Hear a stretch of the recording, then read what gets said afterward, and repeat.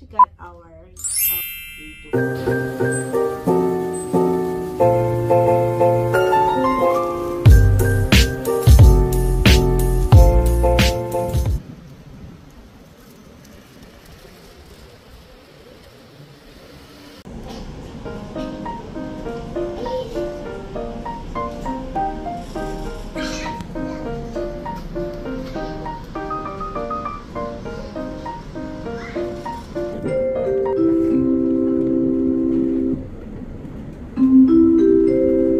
Application Center.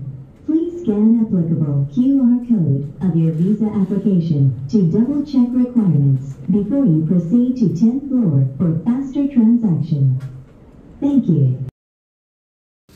Hi guys, so nakuha na namin yung aming passport na may visa grant notice.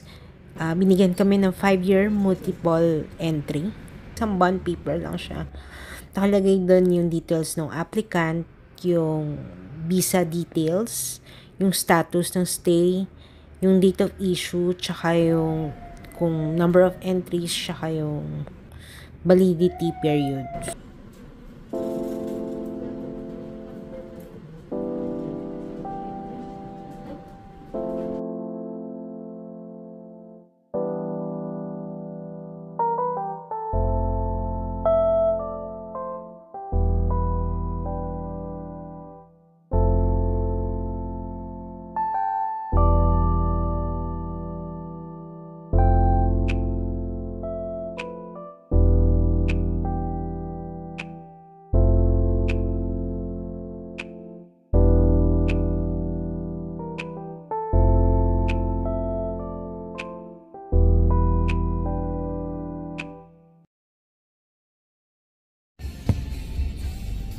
Kaya salamat sa pag-ibig mo.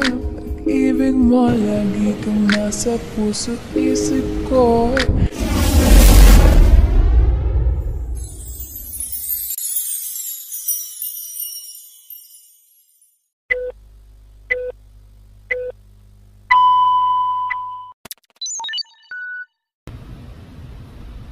Kaya salamat sa pag-ibig mo. Dasal pa rin kita, ipagdarasal pa rin kita. Hey there, babe, crazy. Kahit sinong lalaki mo babaliw sa'yo. Ama, kung makiyagap daig pumag-asawa, nakaalalay sa anumang bagay mo. Wala man ako sa sarili, laging nandiyan ka. Ang isayaw ng mabagal. So ako lang gusto. Piling ko pangakong ipagdaris.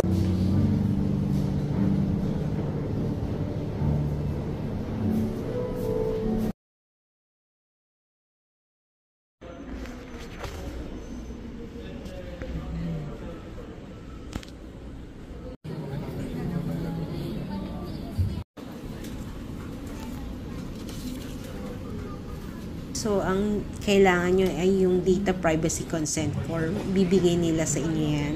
Pipirmahan nyo lang. And then, yung visa application form, yung sa amin, pinrint namin. Then, yung passport, na may mga visa, may stamps. And then, yung credit card, yung harap lang ang isi-xerox nyo. And then, yung 3 months na credit statement.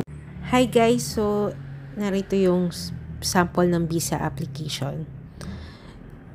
Makikita nyo dito yung pipilapan nyo yung personal details nyo, details of visa application, yung passport information, yung contact number, marital status and family details, education, employment, details of visit for tourism, and then yung funding details, tapos yung mga details of invitation kung wala naman, not applicable, and then yung applicant signature.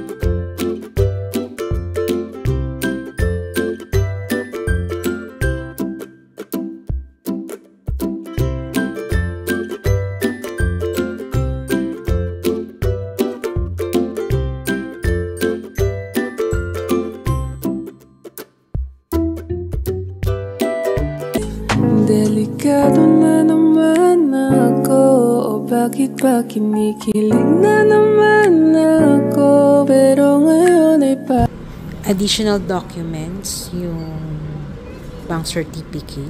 So, nilagay ko pa rin siya, though simplified naman, para sigurado lang. And then, yung cover letter, na pupunta kami ng Korea, ganito, sa ganitong season. PRC ID, copy nun. Yung original passport, yung harap nun. Parang kakain.